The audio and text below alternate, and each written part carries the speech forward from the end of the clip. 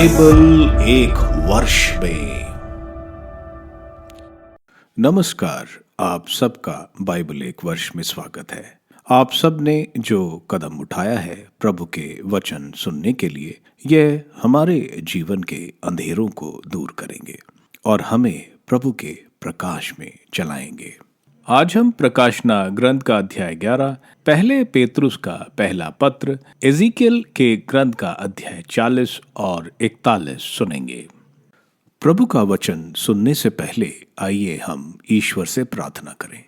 हे प्रभु, हम आपका वचन सुनने वाले हैं। हमारे मन की आंखें खोलें और हमें आध्यात्मिक प्रज्ञा दें ताकि हम आपको जान सकें और आपके वचन के अनुसार अपना जीवन जिए। यह हम मांगते हैं आपसे प्रभु यीशु के नाम, आमेन। प्रकाशना ग्रंथ अध्याय 11, 2 साक्षी। इसके बाद किसी ने मुझे मापक दंड के रूप में एक सरकंडा दिया और कहा, उठो, ईश्वर का मंदिर, वेदी और वहां के आराधकों को नापो, किंतु मंदिर का बाहरी प्रांगण छोड़ दो, उसे मत नापो, क्योंकि वह गैर यहूदियों के हवाले कर दिया गया है और वह पवित्र नगर को 42 महीने तक रौंदते रहेंगे। मैं अपने 2 साक्षियों को आदेश दूंगा कि वे उन 1260 दिनों तक टाट ओढ़े भविष्यवाणी करते रहे। यह साक्षी वे जैतून के 2 पेड़ और 2 दीपाधार है जो पृथ्वी के प्रभु के सामने खड़े हैं। यदि कोई इन्हें हानि पहुंचाना चाहता है तो इनके मुख से आग निकलती है और वह इनके शत्रुओं को नष्ट करती है। जो इन्हें हानि पहुंचाना चाहेगा उसे उसी प्रकार मरना होगा। इन्हें आकाश का द्वार बंद करने का अधिकार है। इनकी भविष्यवाणी के समय पानी नहीं बरसेगा। इन्हें पानी को रक्त में बदलने का और जब जब चाहे तब तब पृथ्वी पर हर प्रकार की महामारी भेजने का अधिकार है।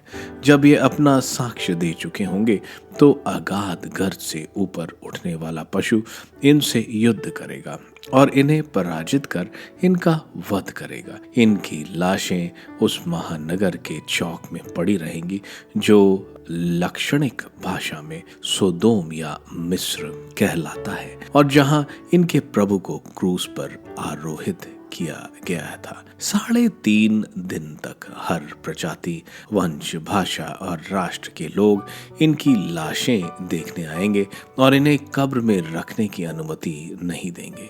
पृथ्वी के निवासी इनके कारण उल्लसित होकर आनंद मनाएंगे और एक दूसरे को उपहार देंगे, क्योंकि ये 2 नबी पृथ्वी के निवासियों को सताया करते थे। किंतु 3.5 दिनों बाद ईश्वर की ओर से इन दोनों में प्राण आए और ये उठ खड़े हुए। तब सब देखने वालों पर आतंक छा गया। स्वर्ग से एक वाणी इनसे यह कहती हुई सुनाई पड़ी, यहाँ ऊपर आओ। और ये अपने शत्रुओं के देखते देखते बादल में स्वर्ग चले गए। उसी समय भारी भूकंप हुआ और नगर का 10वां भाग मिट्टी में मिल गया। 7,000 लोग भूकंप में मर गए और जो बच गए उन्होंने भयभीत होकर स्वर्ग के ईश्वर की स्तुति की। अब दूसरी विपत्ति बीत गई, देखो तीसरी विपत्ति शीघ्र ही आने वाली है। 7वीं तुरही। 7वें स्वर्गदूत ने तुरही बजाई। इस पर स्वर्ग में वाणियां सुनाई पड़ी जो ऊंचे स्वर से कह रही थी, हमारे प्रभु और उसके मसीह को इस संसार का राज्य प्राप्त हो गया और वह युग युगों तक राज्य करेंगे। 24 वयोवृद्ध जो ईश्वर के सामने अपने आसनों पर विराजमान है, मुंह के बल गिर पड़े और यह कहते हुए ईश्वर की आराधना करने लगे, सर्वशक्तिमान प्रभु ईश्वर जो है और जो था, हम तुझे धन्यवाद देते हैं क्योंकि तूने अपने सामर्थ्य का प्रदर्शन किया और राज्य अधिकार ग्रहण कर लिया है। राष्ट्र क्रुद्ध हो गए थे किंतु तेरा क्रोध आ गया है और वह समय भी जब मृतकों का न्याय किया जाएगा, जब तेरे सेवकों, तेरे नबियों और तेरे संतों को पुरस्कार दिया जाएगा और उन सबको भी, चाहे वे छोटे या बड़े हों, जो मेरे नाम पर श्रद्धा रखते हैं। और वह समय जब उन लोगों का विनाश किया जाएगा जो पृथ्वी का विनाश करते हैं। तब स्वर्ग में ईश्वर का मंदिर खुल गया और मंदिर में ईश्वर के विधान की मंजूषा दिखाई पड़ी। बिजलियां, वाणियां एवं मेघ गर्जन उत्पन्न हुए, भूकंप हुआ और भारी ओलावृष्टि हुई। संत पेतरुस का पहला पत्र, अध्याय 1, अभिवादन। ईसा मसीह के प्रेरित पेतरुस का यह पत्र ईश्वर के उन बिखरे हुए कृपा पात्रों के नाम है जो पोंटुस, गलीतिया, कप्पदूकिया, एशिया तथा बिथुनिया में परदेशियों की तरह रहते हैं, जो पिता परमेश्वर के विधान के अनुसार बुलाए और आत्मा के द्वारा पवित्र किए गए हैं, जिससे वे ईसा मसीह की आज्ञा का पालन करें और उनके रक्त से अभिसंचित हो। आप लोगों को प्रचुर मात्रा में अनुग्रह और शांति प्राप्त हो। मुक्ति विधान के लिए धन्यवाद। धन्य है ईश्वर, हमारे प्रभु ईसा मसीह का पिता। मृतकों में से ईसा मसीह के पुनरुत्थान द्वारा उसने अपनी महती दया से हमें जीवंत आशा से परिपूर्ण नवजीवन प्रदान किया। आप लोगों के लिए जो विरासत स्वर्ग में रखी हुई है वह अक्षय, अदूषित तथा अविनाशी है। आपके विश्वास के कारण ईश्वर का सामर्थ्य आपको उस मुक्ति के लिए सुरक्षित रखता है जो अभी से प्रस्तुत है और समय के अंत में प्रकट होने वाला है। यह आप लोगों के लिए बड़े आनंद का विषय है। हालांकि अभी थोड़े समय के लिए आपको अनेक प्रकार के कष्ट सहने पड़ रहे हैं। यह इसलिए होता है कि आपका विश्वास परीक्षा में खरा निकले। सोना भी तो आग में तपाया जाता है और आपका विश्वास नश्वर सोने से कहीं अधिक मूल्यवान है। इस प्रकार ईसा मसीह के प्रकट होने के दिन आप लोगों की प्रशंसा, सम्मान तथा महिमा प्राप्त होगी। आपने उन्हें कभी नहीं देखा, फिर भी आप उन्हें प्यार करते हैं। आप अब भी उन्हें नहीं देखते, फिर भी उनमें विश्वास करते हैं। जब आप अपने विश्वास का प्रतिफल अर्थात अपनी आत्मा की मुक्ति प्राप्त करेंगे तो एक अकथनीय तथा दिव्य उल्लास से आनंदित हो उठेंगे। यही मुक्ति नबियों के चिंतन तथा अनुसंधान का विषय थी। उन्होंने आप लोगों को मिलने वाले अनुग्रह की भविष्यवाणी की। उनमें मसीह का आत्मा विद्यमान था और वह मसीह के दुख भोग तथा इसके बाद आने वाले महिमा की भविष्यवाणी करता था। नबी यह जानना चाहते थे कि आत्मा किस समय और किन परिस्थितियों की ओर संकेत कर रहा है।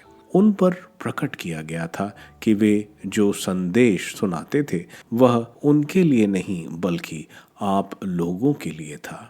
अब सुसमाचार के प्रचारक स्वर्ग से भेजे हुए पवित्र आत्मा की प्रेरणा से आप लोगों को वही संदेश सुनाते हैं। स्वर्गदूत भी इन बातों की पूरी जानकारी प्राप्त करने के लिए उत्सुक हैं। परम पावन ईश्वर के अनुरूप जीवन, इसलिए आप लोग सतर्क और संयमी बने रहें और उस अनुग्रह पर पूरा भरोसा रखें जो ईसा मसीह के प्रकट होने पर आपको प्राप्त होगा। आप आज्ञाकारी संतान बनकर अपनी वासनाओं के अनुसार आचरण नहीं करें जैसा कि पहले किया करते थे, जब आप लोगों को ज्ञान नहीं मिला था।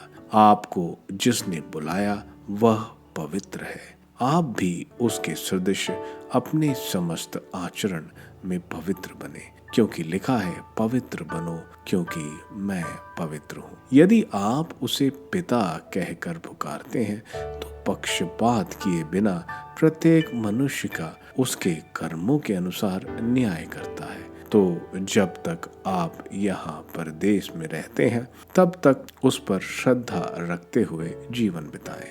आप लोग जानते हैं कि आपके पूर्वजों में चली आई हुई निरर्थक जीवनचर्या से आपका उद्धार सोने चांदी जैसे नश्वर चीजों की कीमत पर नहीं हुआ है, बल्कि एक निर्दोष तथा निष्कलंक मेमने अर्थात मसीह के मूल्यवान रक्त की कीमत पर। वह संसार की सृष्टि से पहले ही नियुक्त किए गए थे, किंतु समय के अंत में आपके लिए प्रकट हुए।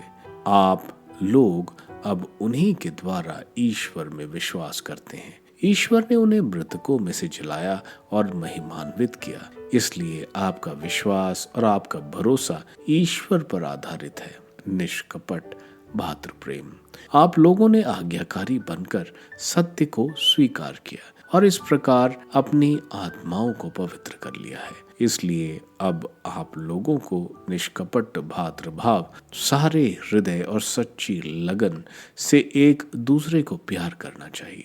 आपने दोबारा जन्म लिया है। आप लोगों का यह जन्म नश्वर जीवन तत्व से नहीं, बल्कि ईश्वर के जीवंत एवं शाश्वत वचन से हुआ है, क्योंकि लिखा है, समस्त शरीरधारी घास के सदृश हैं और उनका सौंदर्य घास के फूल की तरह।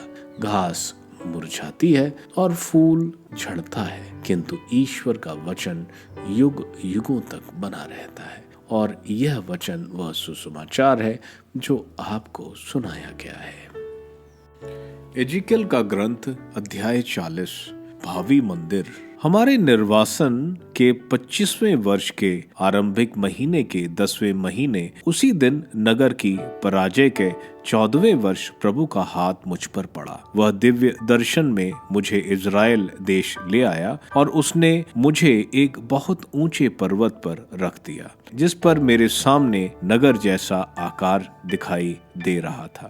जब वह मुझे वहां ले आया तो वहां मैंने एक ऐसा व्यक्ति देखा जिसका रूप रंग कांसे का था। उसके हाथ में शुमा, छलटी की डोरी और माप छड़ी थी। वह फाटक पर खड़ा था। वह व्यक्ति मुझसे यह बोला, मानव पुत्र, आंख खोलकर देखो, कान लगाकर सुनो और मैं तुमको जो कुछ दिखाता हूँ उस पर ध्यान दो, क्योंकि तुम यहाँ इसलिए लाए गए हो कि तुम्हें यह सब दिखाऊं। तुम जो कुछ देखना उसे इज़राइल के घराने को बता देना। मंदिर क्षेत्र के बाहर चारों ओर एक दीवार दिखाई दे रही थी। उस व्यक्ति के हाथ को मापने की छड़ी 6 हाथ लंबी थी। प्रत्येक हाथ 1 हाथ से बिता भर लंबा था। उसकी दीवार की मोटाई नापी जो 1 हाथ थी और उसकी ऊंचाई माप छड़ी के बराबर। पूर्वी फाटक। इसके बाद वह पूर्वी फाटक के भीतर गया, उसकी सीढ़ियों पर चढ़ गया और उसके फाटक की दहली नाप जो माप छड़ी के बराबर थी। बगल के कमरों की लंबाई माप छड़ी के बराबर थी और चौड़ाई माप छड़ी के बराबर थी। बगल के कमरे के बीच की पूरी की दूरी 5 हाथ थी और भीतरी फाटक के द्वार मंडप के समीप फाटक की देहली की चौड़ाई माप छड़ी के बराबर। इसके बाद उसने प्रवेश द्वार के मंडल को नापा तो 8 हाथ निकला और उसके भित्ति स्तंभ 2-2 हाथ। फाटक का द्वार मंडल सबसे भीतर की ओर था। पूर्वी फाटक के दोनों ओर 3-3 कमरे थे। तीनों एक ही माप के थे और दोनों ओर के भित्ति स्तंभ भी एक ही माप के थे। उसने फाटक के प्रवेश मार्ग के मुख की चौड़ाई नापी जो 10 हाथ थी और प्रवेश मार्ग की चौड़ाई जो 13 हाथ थी। बगल वाले कमरों के सामने दोनों ओर 1-1 हाथ ऊंचा चबूतरा था। बगल वाले सभी कमरे दोनों तरफ 6-6 हाथ के थे। उसने एक ओर के बगल वाले कमरों के पिछले भाग से दूसरी ओर के बगल वाले कमरों के पिछली भाग तक फाटक की लंबाई नापी। एक के दरवाजे से दूसरे के दरवाजे की दूरी 25 हाथ थी। उसने द्वार मंडल की माप भी निकाली जो 20 हाथ निकली।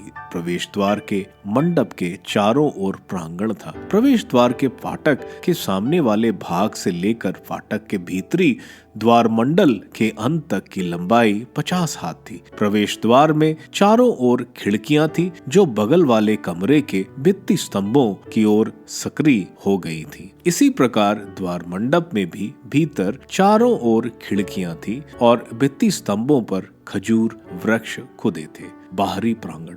इसके बाद वह मुझे बाहरी प्रांगण में ले आया, जहां कमरे थे और प्रांगण के चारों ओर विस्तृत फर्श था। फर्श के सामने 30 कमरे थे। फर्श फाटकों के पास था और वह फाटकों की लंबाई के बराबर चौड़ा था। वह निचला फर्श था। उसने निचले फाटक के भीतरी सिरे से लेकर भीतरी प्रांगण के बाहरी सिरे तक की दूरी नापी। वह 100 हाथ थी। उत्तरी फाटक। तब वह मेरे आगे आगे उत्तर की ओर गया और वहां बाहरी प्रांगण में उत्तर मुख का एक फाटक दिखाई पड़ा। उसने उसकी लंबाई चौड़ाई नापी। उसके बगल वाले 3-3 कमरे, उसके भित्ति स्तंभ और द्वार मंडप उसकी माप के थे, जैसे पहले फाटक के। उसकी लंबाई 50 हाथ थी और उसकी चौड़ाई 25 हाथ। उसकी खिड़कियां, उसका द्वार मंडप और उसके खजूर वृक्ष उसी आकार के थे जैसे पूर्वी मुख वाले फाटक के। उसके पास 7 सीढ़ियां चढ़कर पहुंचा जा सकता था और उसका द्वार मंडप भीतर की ओर था। पूर्वी फाटक की तरह ही उत्तरी फाटक के सामने भीतरी प्रांगण में जाने का फाटक था। उसने एक फाटक से दूसरे फाटक की दूरी नापी। वह 100 हाथ थी। दक्षिणी फाटक। वह मुझे दक्षिण की ओर ले गया और वहां दक्षिण की ओर एक फाटक दिखाई पड़ा। उसने उसके भित्ति स्तंभों और द्वार मंडप को नापा।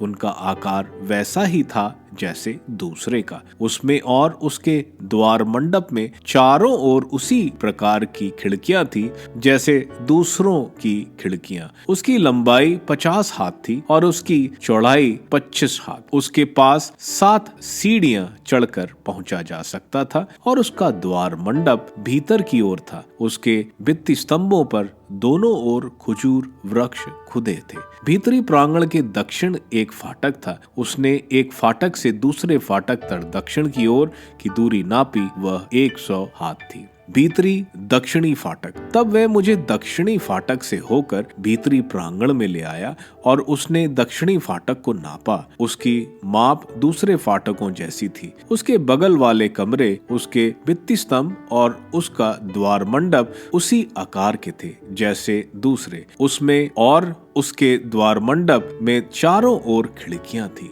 उसकी लंबाई 50 हाथ थी और उसकी चौड़ाई 25 हाथ। उसके चारों ओर 25 हाथ लंबे और 5 हाथ चौड़े द्वार मंडप थे। उसके द्वार मंडप का मुख बाहरी प्रांगण की ओर था। उसके भित्ति स्तंभों पर खजूर वृक्ष खुदे थे और उसकी सीढ़ी में 8 सोपान थे। भीतरी पूर्वी फाटक। वह मुझे पूर्वी भाग के भीतरी प्रांगण में ले गया और उसने फाटक को नापा। उसकी माप दूसरी फाटकों जैसी थी। उसके बगल वाले कमरे, उसके भित्ति स्तंभ और उसका द्वार मंडप उसी आकार के थे जैसे दूसरे। उसमें और उसके द्वार मंडप में चारों ओर खिड़कियां थीं। उसकी लंबाई 50 हाथ थी और उसकी चौड़ाई 25 हाथ। उसके द्वार मंडप का मुख बाहरी प्रांगण की ओर था। उसके भित्ति स्तंभों पर खजूर वृक्ष खुदे थे और उसकी सीढ़ी में 8 सोपान थे। भीतरी उत्तरी फाटक। तब वह मुझे उत्तरी फाटक के पास ले आया और उसने उसे नापा। उसकी माप दूसरे फाटकों जैसी थी। उसके बगल वाले कमरे, उसके भित्ति स्तंभ और उसका द्वार मंडप उसी आकार के थे जैसे दूसरे। उसमें चारों ओर खिड़कियां थीं। उसकी लंबाई 50 हाथ थी और उसकी चौड़ाई 25 हाथ। उसके द्वार मंडप का मुख बाहरी प्रांगण की ओर था। उसके भित्ति स्तंभ पर खजूर वृक्ष खुदे थे और उसकी सीढ़ी में 8 सोपान थे। फाटकों में लगे कमरे। फाटक के द्वार मंडल में खुलने वाला एक कमरा था जहां होम बलि धोई जाती थी। फाटक के द्वार मंडप में दोनों ओर 2-2 मेजें थीं जिन पर होम बलि, प्रतिष्ठित बलि और क्षति बलि पशुओं का वध किया जाता। और उत्तरी फाटक के प्रवेश द्वार के द्वार मंडल के बाहर 2 मेजें थीं और फाटक के द्वार मंडल के दूसरी ओर 2 मेजें थीं। फाटक के दोनों ओर भीतर 4 मेजें थीं और बाहर 4 मेजें, कुल 8 मेजें जिन पर बलि पशुओं का वध किया जाता था। होम बलि के लिए तराशे हुए पत्थर की 1.5 हाथ लंबी, 1.5 हाथ चौड़ी और 1.5 हाथ ऊंची 4 मेजें भी थीं जिन पर वे औजार रखे जाते थे जिनसे होम बलि और अन्य बलियों के पशुओं का वध किया जाता था। उनके भीतरी भाग में चारों ओर एक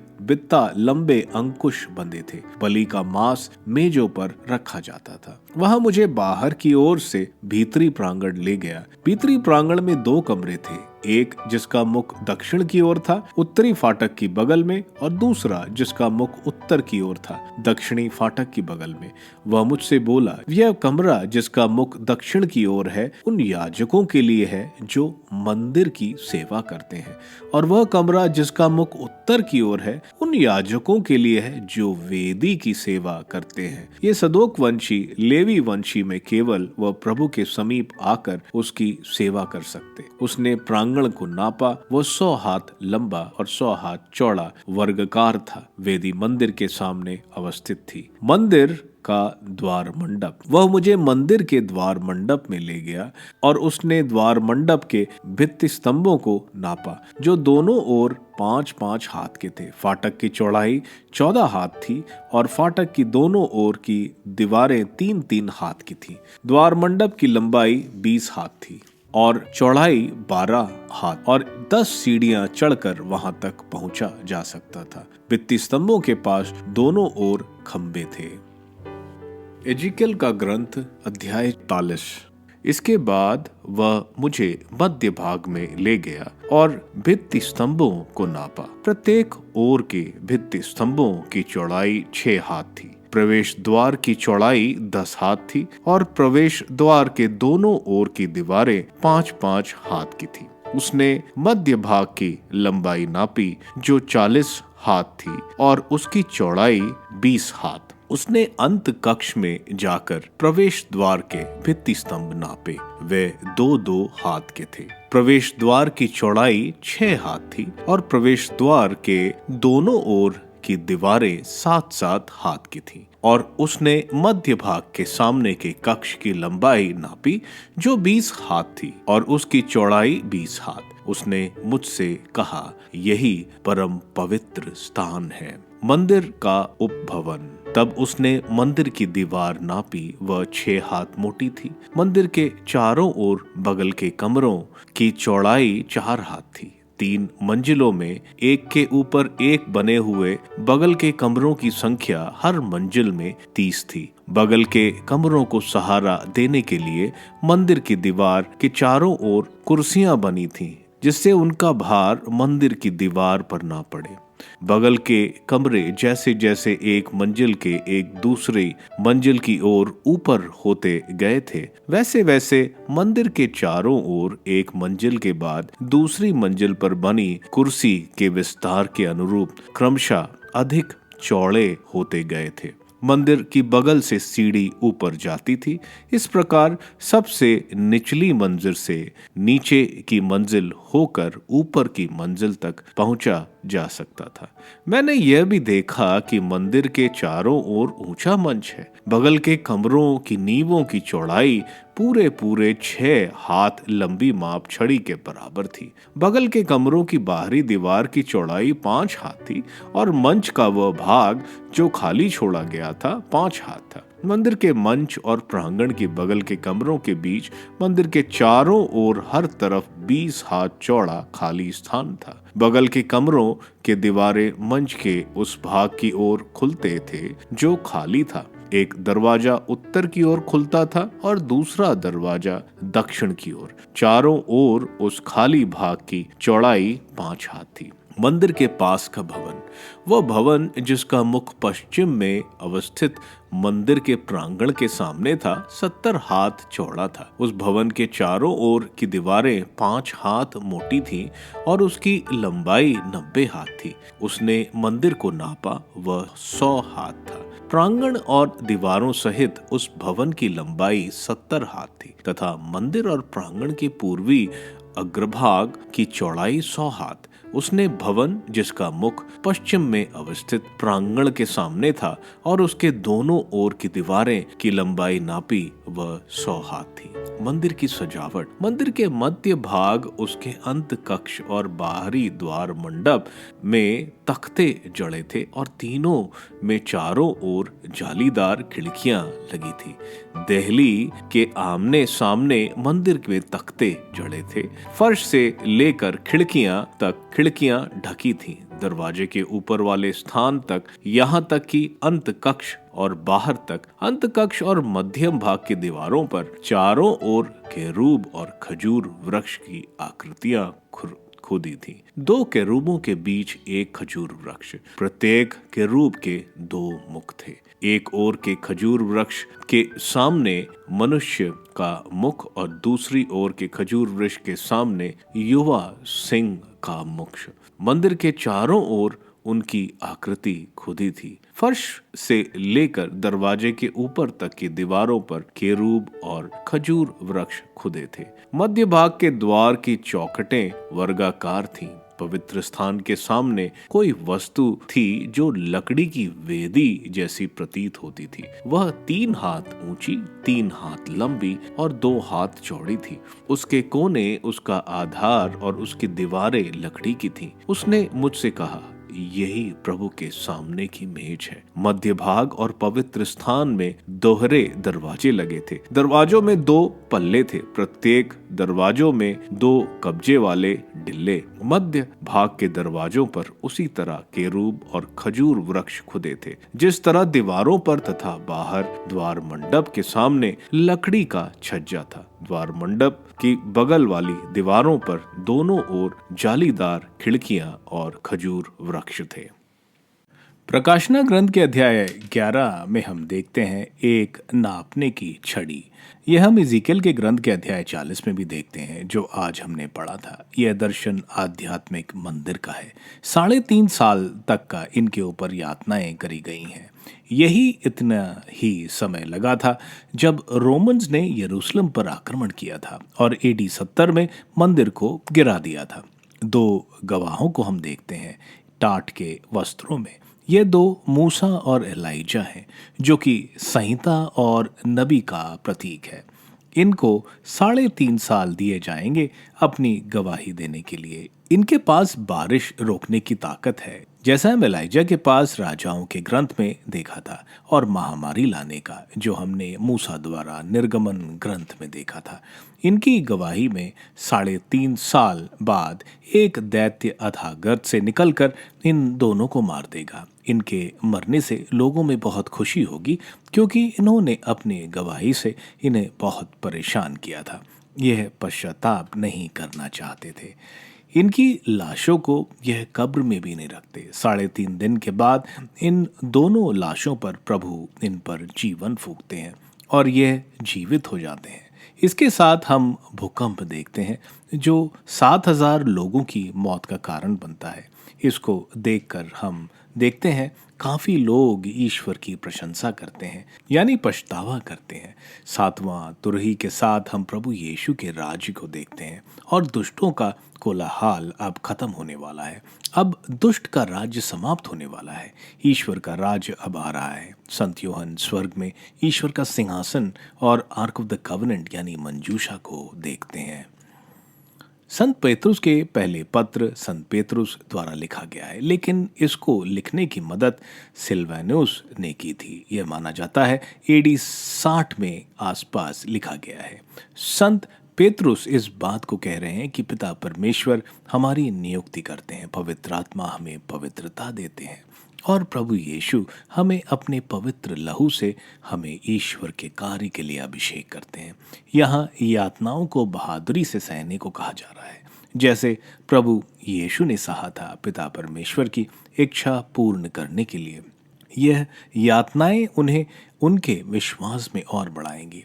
पवित्र आत्मा जो नबियों और प्रेरितों जिन्होंने ये संदेश सुनाया है, पवित्रता के बारे में बोला जा रहा है कि अपना जीवन पवित्र जियो। इस बात को जोड़ दो और डर के साथ पवित्रता के रास्ते पर चलो, क्योंकि हम सोने चांदी से नहीं खरीदे गए हैं, बल्कि प्रभु के पवित्र रक्त से जो निष्पाप था। हमारे ये नया जीवन प्रभु के सुसमाचार से मिला है।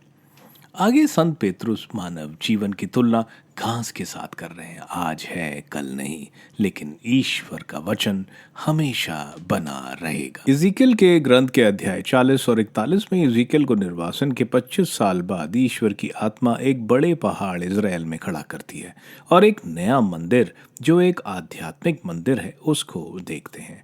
यह ईश्वर की कृपा है बता रही है, क्योंकि इज़राइल की ईश्वर में वापसी और एक वैभवपूर्ण भविष्य इज़राइल का नजर आता है। आप सबको धन्यवाद ईश्वर के वचन सुनने के लिए।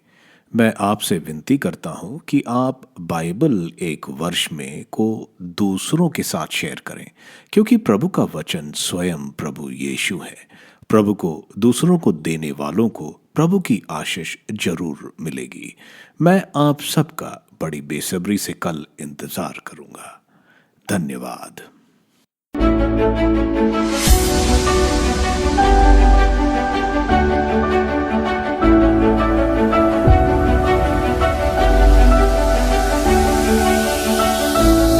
बाइबल एक वर्ष में।